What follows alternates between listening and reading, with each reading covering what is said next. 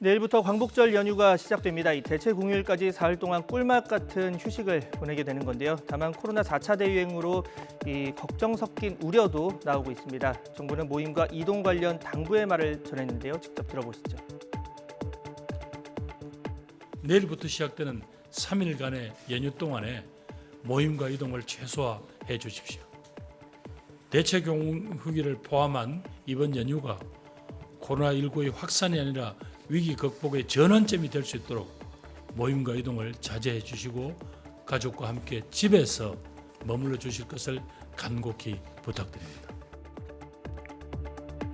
네, 실제 지난달 12일 수도권의 거리두기 4단계가 내려진 뒤 이동량은 거의 줄지 않고 있습니다. 비수도권은 거리두기 1과열 3단계 조정 전후로 오히려 이동량이 느는 상황입니다. 영업시간이나 모임 인원 제한에도 이동량이 줄지 않은 점, 휴가철 이동 수요까지 막지는 못한 겁니다. 네, 특히 지난 수요일부터 확진자가 큰 폭으로 뛰면서 이 휴가 계획한 분들 지금 고민도 많으실 겁니다. 정부도 저렇게 말하고 또 본인과 가족의 건강을 위해서 이 계획 바꿔야 하나라고 말이죠. 하지만 결단을 막는 요인이 하나 있습니다. 바로 위약금 문제입니다.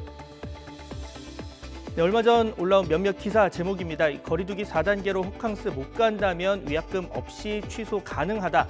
과연 그럴지 짚어보겠습니다.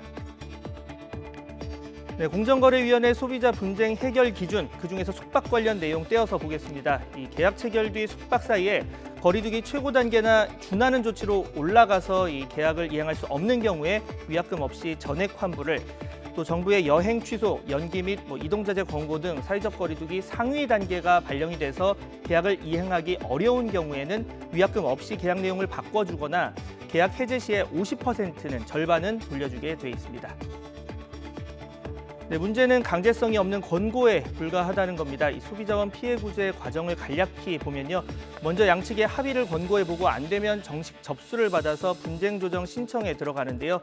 회의도 열고 사건도 검토하고 최종적으로 소비자 분쟁 조정위에서 얼마를 돌려주라고 결정을 내려서 통보합니다. 하지만 불수락, 즉 결정 따르지 않겠다 이렇게 말을 하면 더는 방법이 없습니다. 그러다 보니 처음 접수 단계에서 이 설명을 듣고 아예 포기하는 단계도 속출하고 있습니다.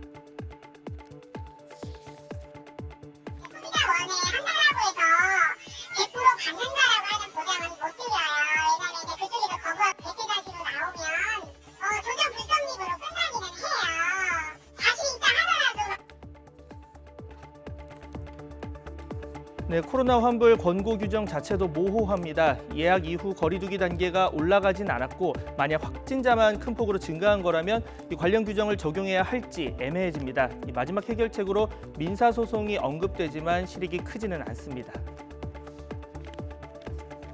재판부는 사실상 조정을 하는 방식으로 이 문제를 해결하곤 합니다. 양측이 조금씩 양보해서 일부 금액을 물리는 것을 의미하는데요.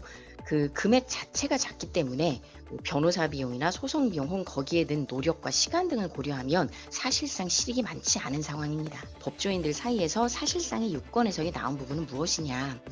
천재지변은 자연재해인 반면 코로나와 같은 전염병은 전파 과정에서 인간의 의지가 개입이 되기 때문에 자연재해와는 좀 달리 봐야 되는 것이 아닌가. 그러다 보니 계약서를 근거로 해서 소비자들이 해당 계약을 해지하고 돈을 돌려달라고 할 수 없는 문제가 발생하게 됩니다.